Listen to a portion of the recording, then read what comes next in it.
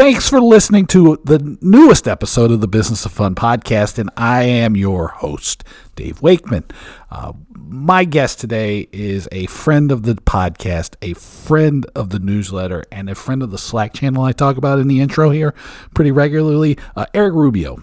Eric Rubio is here in D.C. with me. We could have done this one in person, but we didn't. But that's okay. We still had a great conversation. But before I talk to you about what Eric and I talked about, I want to remind you of a few things. Check out my website, davewakeman.com. There's a pop-up for all my newsletters, all that stuff. There's a blog. There is a store. There's all kinds of stuff. I am going to be coming up with all kinds of crazy stuff in 2026. So keep an eye on the website. And if you just want to go direct to the source to get the Talking Tickets newsletter, which if you're listening to this podcast, you're probably going to be a fan of that, check it out at talkingtickets.substack.com. And then the Slack channel, I have put the link for that in the show notes. So back to Eric Rubio. Eric Rubio comes to me from the National Symphony Orchestra, which is here in the nation's capital of Washington, D.C. Eric took me up on an offer to come on and talk about nonprofits and nonprofit theater. He had some misconceptions that he wanted to dispel, and I think it's really great because he teaches us how to think about nonprofits and what they are and what they aren't, and how that impacts the way that they approach their businesses. We talked about sustainability of an organization. We talked about understanding earned revenue. We talked about a lot of the marketing concepts that I bring up often. Two of my favorite ones was the idea of customer orientation and marketing research, and how important those are to driving really sustainable that sustainability in your organization. So that was great. We talked a little bit about technology. We talked about using your peer and learning from your peers. We talked about data being reactive. I mean, this is like all kinds of really, really awesome stuff. I think you're going to dig this. So here's me talking to Eric Rubio. All right. I have friend of the newsletter, friend of the podcast, friend of the Slack channel, friend of the friends of the friends of the friends of everything, Eric Rubio. Welcome to the Business of Fun. Eric, thanks, what's up? Dave. Thanks, Dave. Good morning. Welcome. Good to see you. How are you? Yeah, man. It's great to see you. I am hanging in there. I am totally just trying to wrap up my week before Christmas break. I hear that. We were talking about before, it's a lot of hanging out and doing absolutely nothing but watching movies, and I look forward to it. Same. And I don't know exactly when this will go out, but we're dating it accordingly. So, but it's nice to see you. It's nice to talk to you. Likewise. Glad we could do this. Yeah, this is going to be great because this is you work in the nonprofit theater world, orchestras. Yes. This is like an audience, an area that I think doesn't get enough attention in the newsletter and in the podcast, mainly because sometimes it's hard to find good examples of things to teach people from. So this is great. I'm glad we're going to get to do this. I think the starting point for this too is let's talk about nonprofit theaters, nonprofit orchestras, nonprofit organizations, because I believe there's a lot of myths that are going on. Yeah, definitely. So just to jump right into it. So, when we think about the performing arts, nonprofit performing arts, there's tons of similarities those entities and organizations have with the broader arts and entertainment space. But there's some unique differences because they're set up, under American tax law as not-for-profit corporations, which sometimes is not always obvious, I think, to the audience member, unless you really think about it. There's some genre lanes that will be nonprofit versus not. Certainly the orchestras in the United States are largely set up as not-for-profit organizations. A lot of theater companies, but not all. Some smaller music organizations, of course, a lot of art museums, things like that. But just think about it in the performing arts space. So I work for the National Symphony Orchestra right now. We are a not-for-profit organization. And one thing I always like to say when I think about what does it mean to be a not-for-profit performing arts organization, it doesn't mean we can't make money on doing our shows. We can sell tickets at prices that the market will bear. We can pay our artists, our musicians, our staff even market wages for their cities in line with their peers doing similar work in all across industries.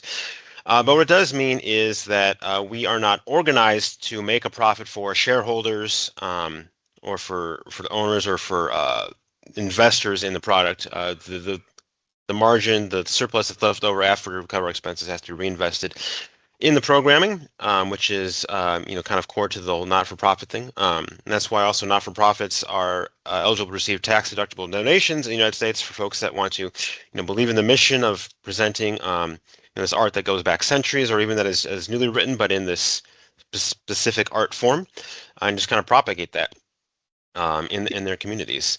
So it's a space that I've worked in for well over a decade now. It's a space that I love doing. I love doing the finance work in the nonprofit arts world. Yeah, so that's where I start. Where should we talk from there? I I like the way you were talking about we can pay our people market Absolutely. rates. And please And do. Anyone who's listening, pay your people. I agree. And I guess what I'm curious about because I touch on it. It's a frustration I have. Is I was like, just because you're nonprofit doesn't mean you have to be bad at business. Yes. And Yeah, so nonprofit is a tax status, not a business model. yeah, exactly. And so I'm curious, like, where does that mindset come? Why is it so pervasive? And and it doesn't necessarily mean to be to a specific organization like where you're at now. It's just like having been in it for a decade, I understand. I've been in it longer than a decade. How hard it is for to get people around to this idea is like going just because you're a nonprofit doesn't mean you can't be sustainable because that's always my goal Yeah. is let's create sustainability. Yeah. Let's No. create an environment where you can continue to give this art to the world. Yes. No, I love that word sustainability. I had that in my notes to make sure we were talking about. Because if it's not sustainable, then you're going to fold at some point, and you won't be then doing your mission that you were set up and went through all this work to organize as a nonprofit in the first place. I think one of the reasons there's this notion that being a nonprofit means you can't, have the resources you need, or you got to always be fighting for resources, always have a scarcity mindset, is because I think even in the tax law, it's framed as, such and such organization is organized for charitable purposes, you know, of some examples. I forget how the statute is written, but I think that Mhm. word charitable charity, sometimes that can have the connotation of, yeah, we gotta, do the absolute minimum amount of resources available. It's only what's left over after everything else has been taken care of. And that's just not true. And I think that's an unhelpful way to think about, not just in the nonprofit arts world, but about any nonprofit that's doing Mhm. important public benefit work, filling a need in society, whether it's the need to celebrate the arts as preserving our common culture, or organizations doing work in like the social services or youth development, Mhm. or healthcare or anything. Yeah, again, to use that word sustainability, to be able to do that work well, it's got to have a long-term view in it, which means having the resources, investing in the infrastructure, the expertise of people that know how to do the work. Um, yeah, so it's a big, complex conversation, but in spaces like this, and it's try to just remind people that no, being a nonprofit doesn't mean you have to do the absolute minimum. It just means you're at the end of the year when it comes tax time, you file a different form.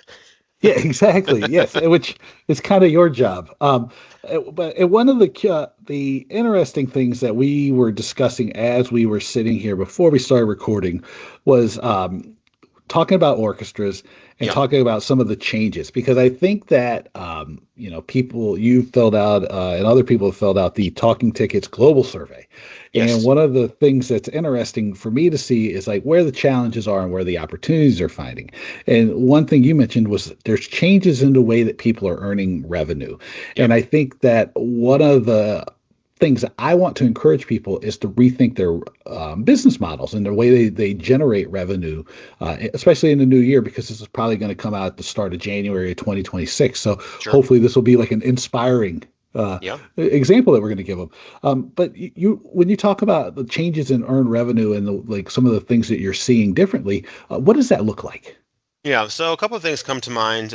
There's been so much ink spilled, digitally and otherwise, over the past couple of years about the subscription model is dying. No, it's not. Yes, it is. No, it's not. And I'll be honest, I don't know where I land on that whole question, just because that's not really my area of expertise. I certainly try to read as much as I can. I'm sure other readers of the newsletter, listeners of the podcast, have read that commentary too. I think it's good commentary to do, good analysis that needs to be done well by folks such as yourself. Hmm. Um, But certainly we've seen some shifts. Things like renewals and acquisitions. There's a lot of conversation about the cost of acquiring a new audience member versus renewing someone who's already been there, which has been a topic in your newsletter, Dave, over the years. So that's certainly something that I think about in my day job, and I talk about with peers across the industry. But even if the piece about the subscription model, to oversimplify it, wasn't a piece of conversation, we'd always want to be adding new audience members to our theaters, to our halls, to our audiences, really. So we're always going to be mindful of making sure we are setting aside resources to do that audience development, that audience engagement. Because I think that's an important part of work. Again, for nonprofits, mission-driven work, you can't just reach the same people all the time. We have to make sure we're expanding our reach. That's one thing. But then just thinking purely about box office revenue and how for a lot of organizations that's can seem like it's been flat over several years. One thing I've thought a lot about in a couple of the places I've worked is the idea of partnerships with other organizations.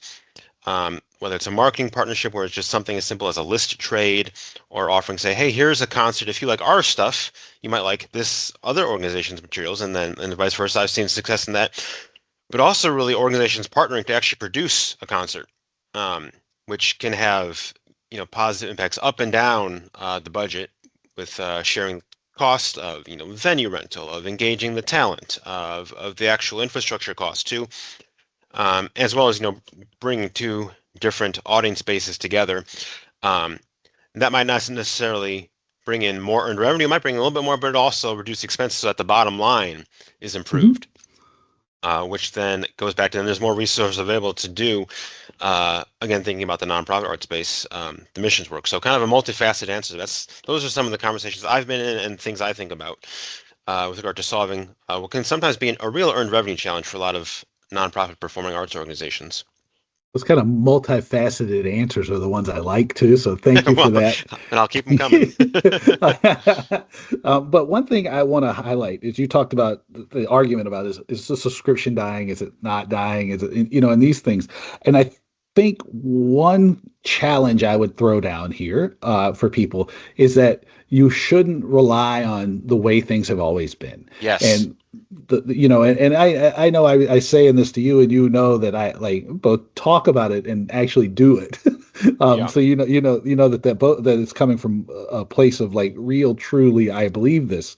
I think that the people need to be a little bit more prone to question the way that they're doing these things, because I don't necessarily know. I don't know if the subscription's living or dying either, because I think it's contextual.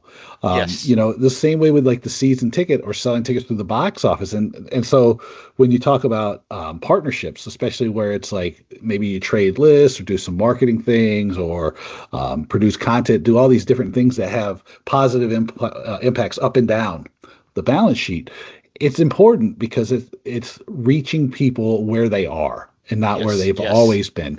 And this is a challenge. And I know sometimes when the marketing department or the sales department comes to the finance department, they get pushback on these like trying new things or doing new things.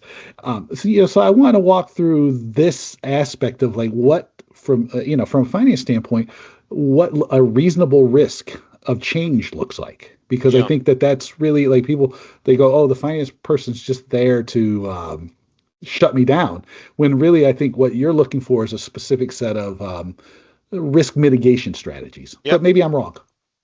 No, not at all. I think a lot too in my work as a finance professional in the nonprofit art space as having the risk management lens on things. And I also think too, when I go into a budget meeting or a forecasting meeting, I like to make sure that that we come to an alignment on what are the assumptions underlying the numbers we're projecting or budgeting or forecasting. So for trying something new, whether it's new ticket price ranges or a new number of shows of particular production, or just, rearranging something that's going to have some effect on the revenue.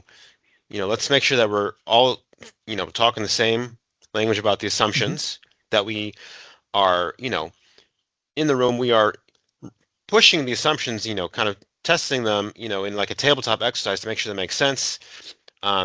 Look to see if any of our peer organizations or similar organizations in the same industry or in the same market have done something similar.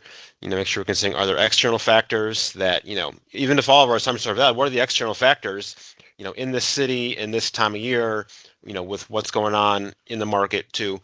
Um, so, yeah, I mean, I like to say that I'm the kind of finance person. I like to get to yes as quickly as possible.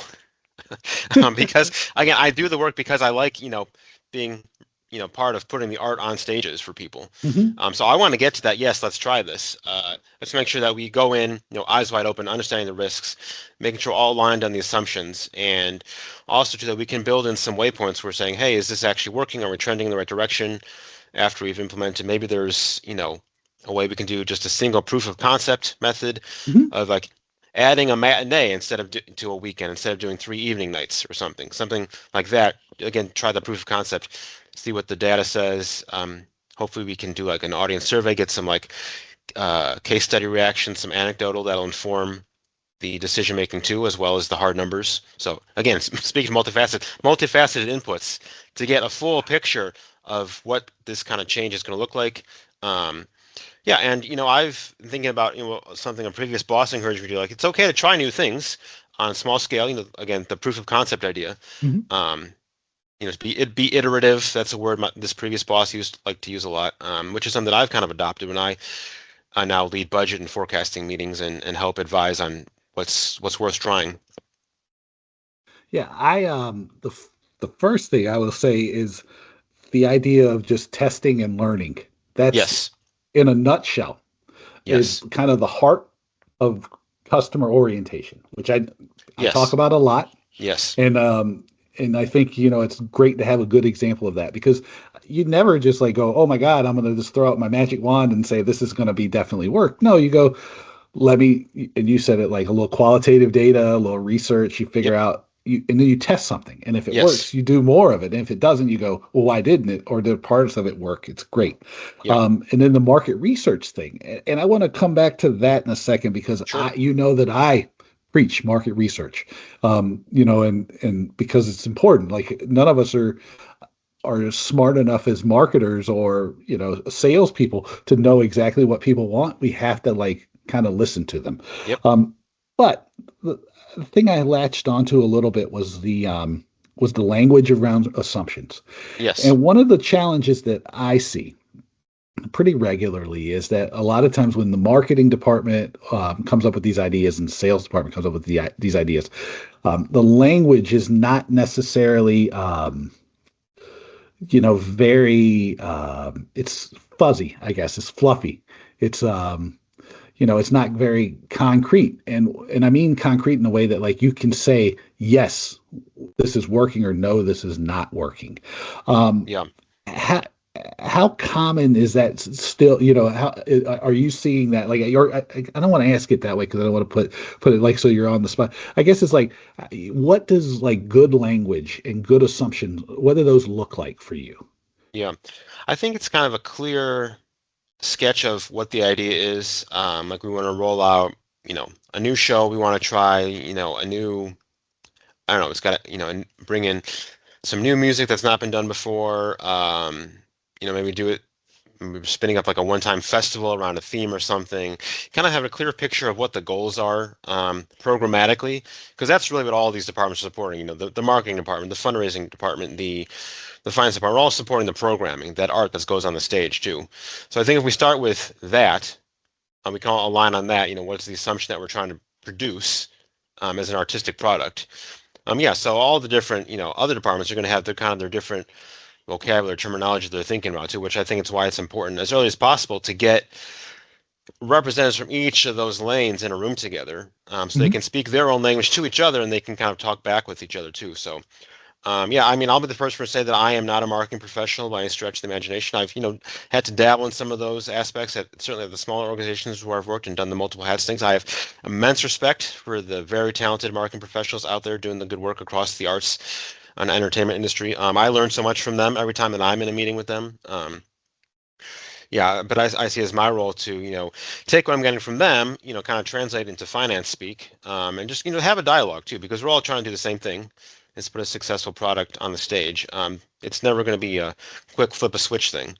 But as long as there's good dialogue, and again, going back to like you were saying, understanding what the assumptions are every person is bringing, and just go back to doing an experiment, be iterative, and be when you get the data on the other end, you know, come to terms with it. If it's not all it was, like this wasn't all it could have been, but here's how we can make it better because we believe in the artistic product.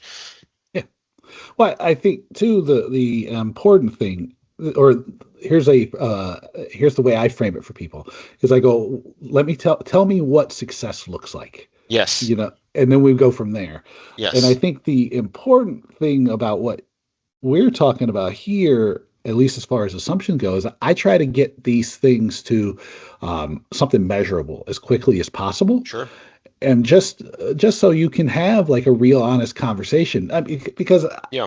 and you again, you know this about me, which is that like I focus on both the tangible and the intangible, Sure. except for when it's coming to like you're doing something like this where you need to make a go or no go decision.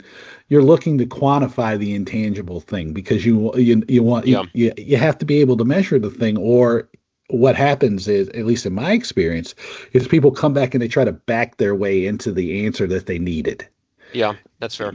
Yeah. Yeah, and that can be frustrating because then I think it holds people back. Yeah. Um, Go ahead. Yeah, and I know I've been guilty of that too. Even as a finance person, sometimes I'm like, I really like this artistic idea we have. Let me try to find a way to get to the answer to say yes Yeah, through my yeah, yeah, finance lens to doing that.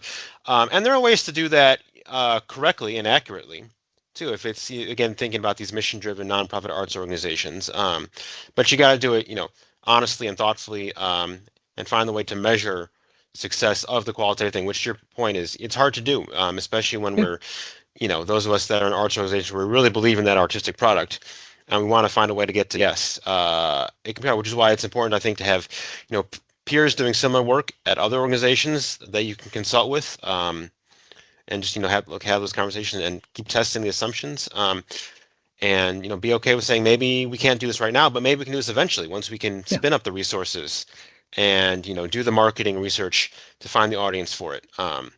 I'm thinking too about a different previous boss who's said that it's okay to not do something right now. You can yeah. always do something later, but do it well. Wait until you can do it well. Don't do it half baked. Right.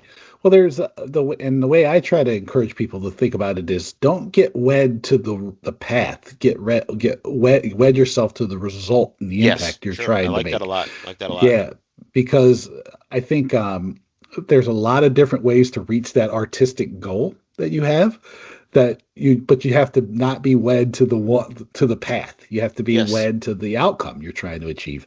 Yes. And so I want to ask about this peer organization thing because one challenge I see a lot, right? And I have this ongoing conversation with somebody I do some guest lectures in their class for from time to time is Hmm. about how much weight you should put on like what your peers are doing. Sure. Um, and there's two ways.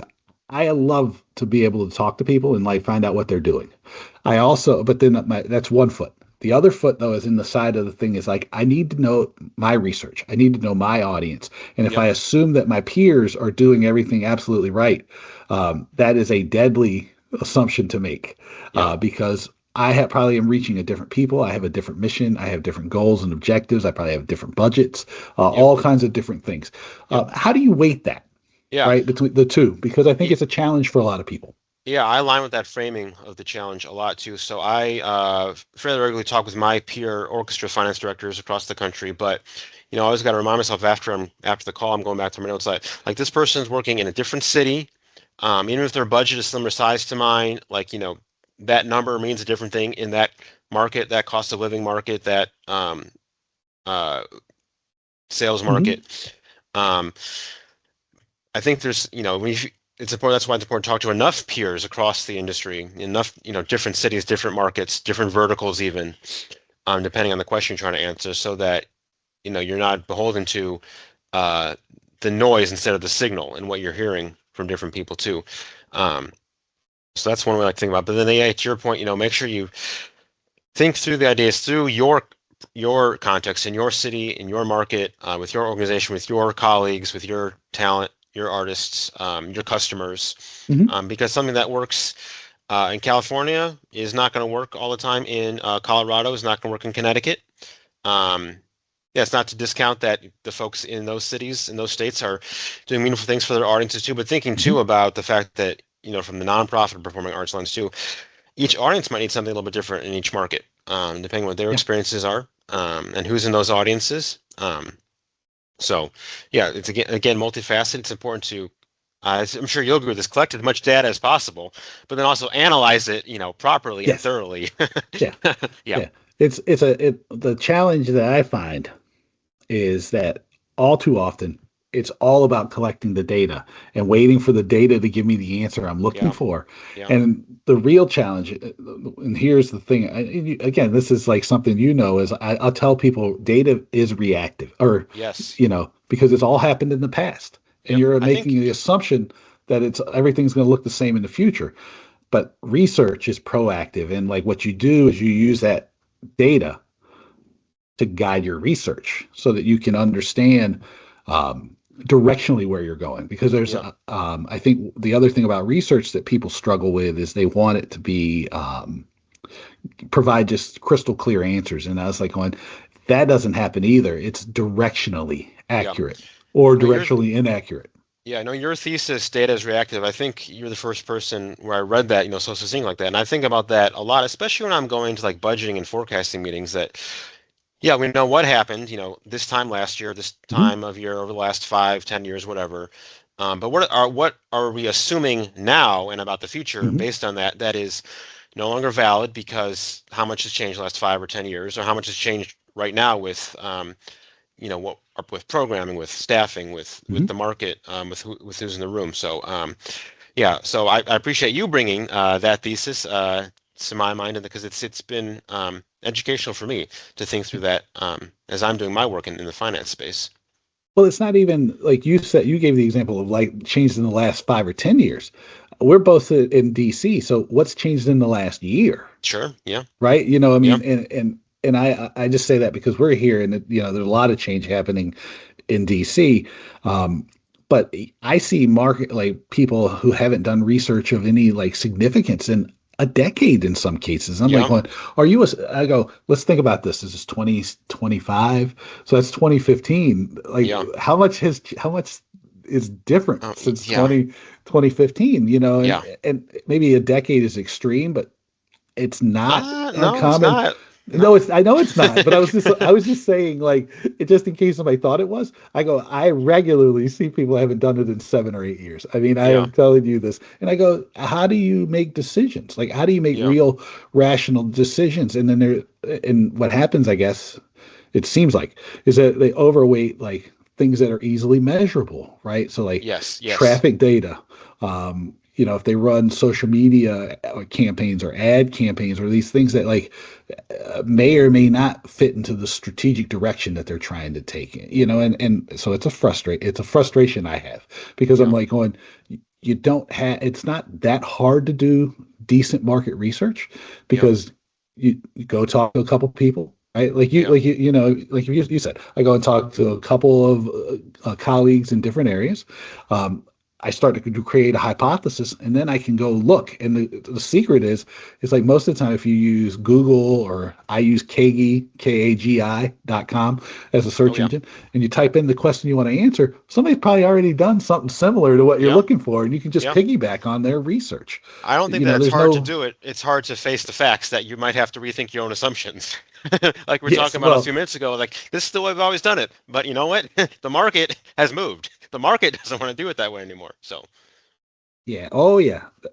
So let me ask you this because I think you brought it up, and I didn't even think about it as a topic, but then I was like, oh my, we definitely have to hit on this because it's one of the things that people love to learn more about is that pricing and um, how you price and how you price effectively and what sure. goes into the pricing decisions. Because I think this probably might be the most important thing that people hear because there's a lot of bad pricing information that gets shared with people. Yeah. And for me, I've often joked that like the pricing is the way my way into the strategy conversation with people because um, and I joke because I obviously I know more than I let on about it. But it's like when in the land of the one, was it the one eyed in the land of the blind, the one-eyed man is the king, and that's the way I feel about pricing a lot of times because I know the people who do the academic studies and all those things, that really are like nerds about the pricing, and I'm just like halfway competent is my joke. But coming to you, somebody who, especially because I feel like finance and marketing have to work together on pricing. It's like pricing is a holistic decision. It's a Yeah. strategic decision.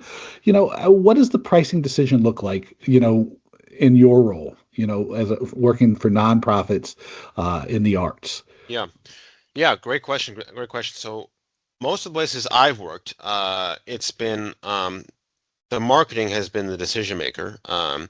Certainly what happens is, marketing, gives the finance department what the prices are, and we run the model of, okay, well, that's what this means.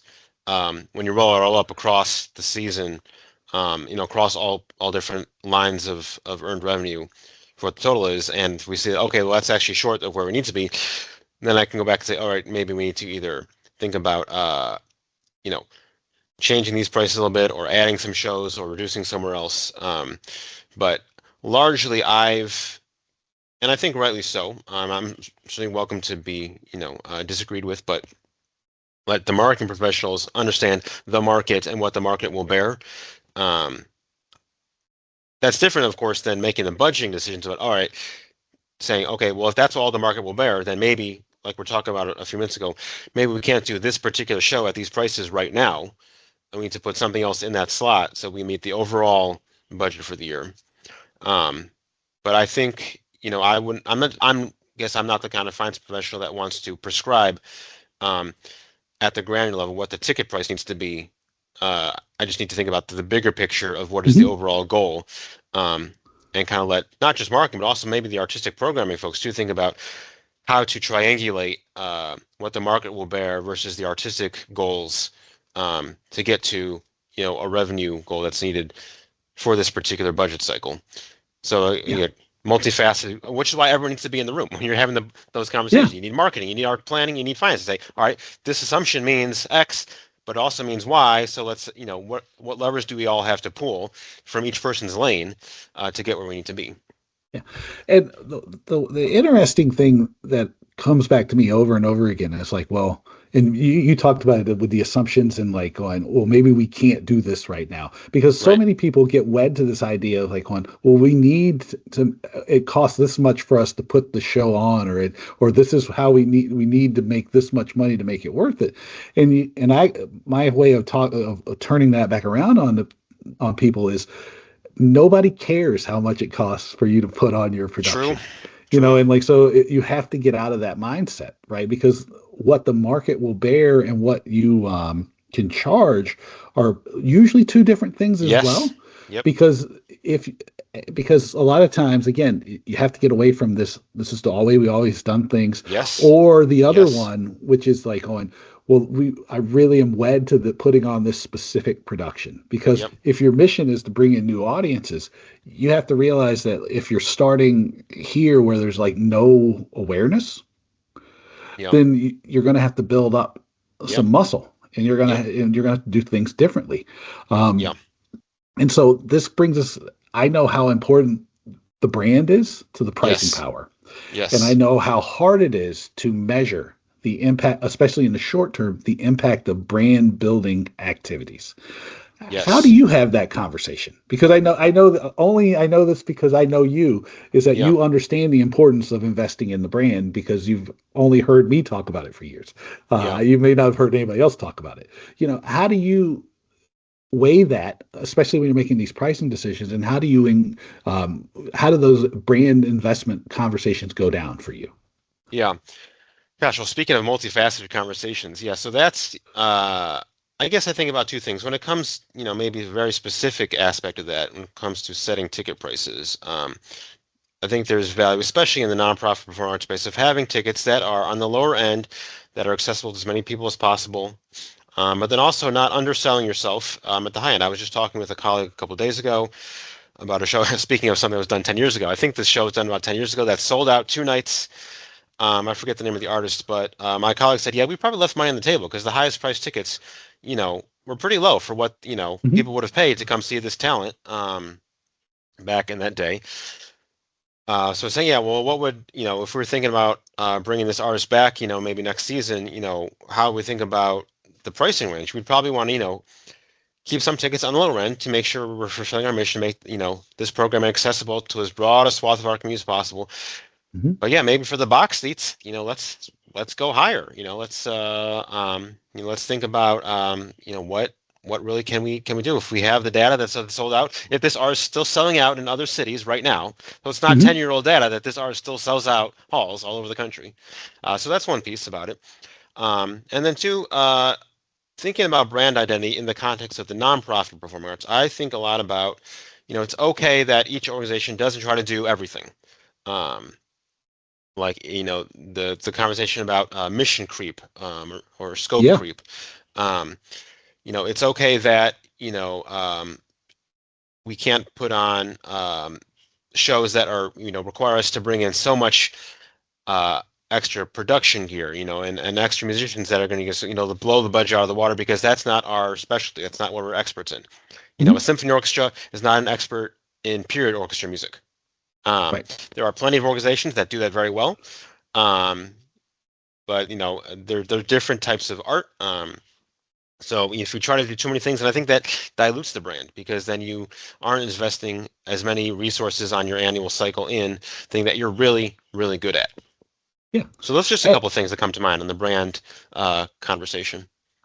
Yeah, going back to the survey too, it was amazing how many people don't do any sort of brand tracking in any way, shape, or form, Yeah, which yeah, is I feel like, and this is probably the outcome you get from a brand tracking, because I've been trying to teach myself to talk about the outcomes of some of these things, like because I know why they're important, but I don't necessarily, if I don't tell you why it's important, you may not know. The sure. important thing about the brand tracking is that it tells you what people think of you. Yes. And like what you're talking about here is a danger for a lot of people because they assume that the message they're projecting to the world is the one that's getting across. Yep. And Yep. so then it causes people to make a bad decision. Yep. But one of the things I was curious about with the pricing conversation, especially because you talked about, oh, we're going to maybe bring somebody back and we'll charge different things at different prices, is there's this sort of tendency in too many cases to just put everything all on sale at once. Yeah. And Yeah. I think like the example you used is a real strong argument for not doing such a thing, right? It's like kind of blocking things out because you could put, you could test, there's a way to test the pricing, right? Because again, if you don't have a huge research budget, you can test using the things that you have available, which is right. Let's only put on a couple rows on sale at a time, right? Because Yeah. I know the technology exists and then you can test. Like, let's say, it's like you're doing John Tesh is in the news now because he brought back the NBA theme song, right? Like John Tesh's going to come do some Christmas stuff, and he's a huge draw, so you think I can get $500, but then you put those tickets there and they don't move anything at all. Then Yeah. you can test it, and then what it allows is like at least to me, and this is where the question comes, you can test in a way that doesn't allow you to do some of those destructive things to your brand Yes. and Yeah. like heavy discounting, Yep. like Yep. papering the house. Yep. Yep. How do you have that conversation? Because I know discounts are for dummies. Yeah. Yes, sir. The other dimension I think about with doing that is to only put so many nights on sale at first. Yeah. Like you book an artist for maybe 3 nights, agree with them that we're only going to start with putting Friday, Saturday nights on sale. If we're trending well after the first few weeks of sales, and we'll add on a Thursday night. Because then you protect against having half full houses. It's better to have one sold out house than two houses that are 40% full. From Yep. a brand identity perspective, from just the feeling in the audience, and also just the how's the artist going to feel performing Hmm. 2 nights for 40% houses versus one night against a fully sold out, so much energy in the room too. Hmm. I've seen that done at small organizations where I've worked, at large organizations where I've worked, and it's really effective. Sometimes it's frustrating. It's like, no, let's put the second night on sale right now, but it's like, no, we're not at that trigger point yet. Let's trust what we agreed to in the contract. Say, no, we're going to wait until this trigger point because Nothing sells tickets like a sold out sign, right?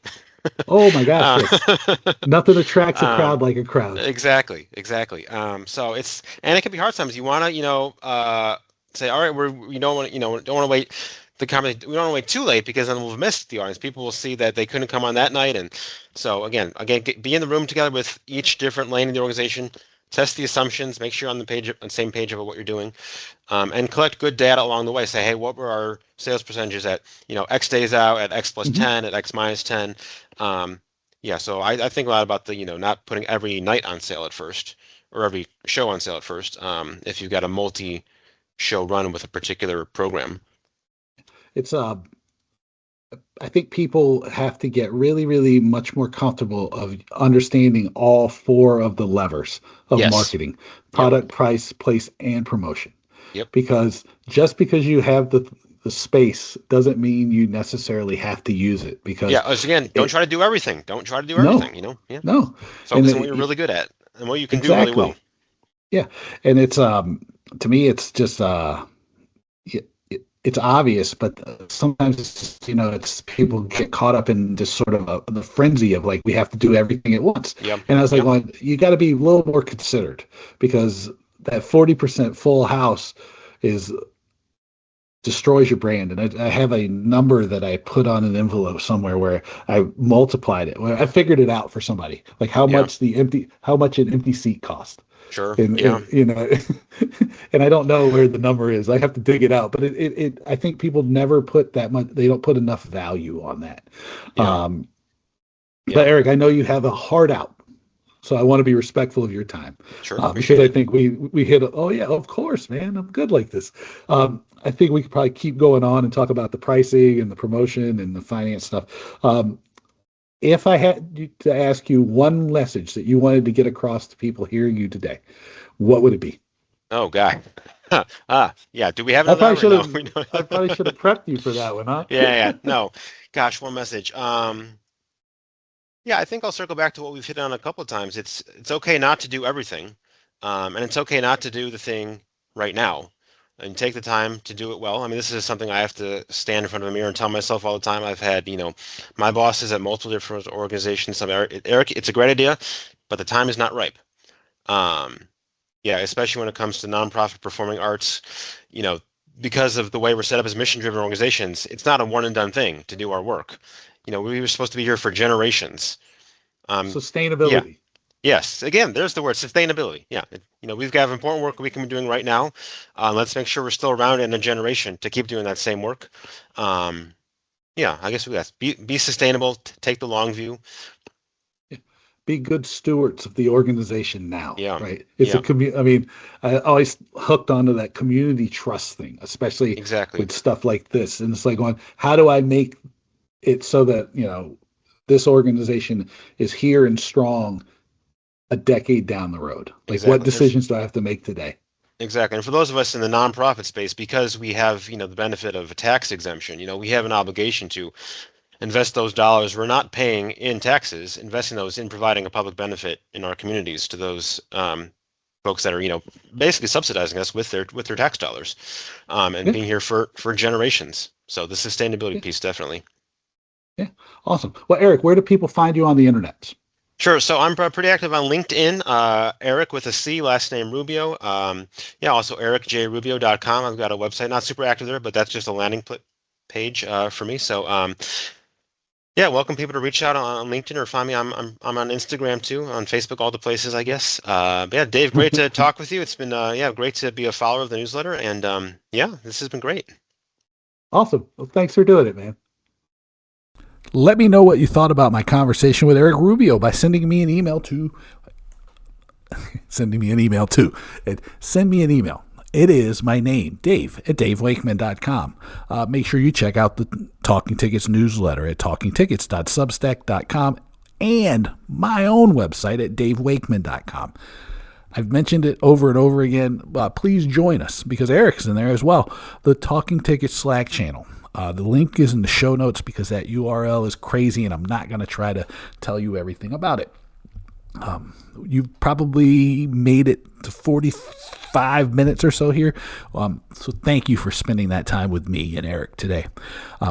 But do me a favor, rate and review the podcast. This helps get more listeners, it helps discoverability, positive feedback for me, so it encourages me.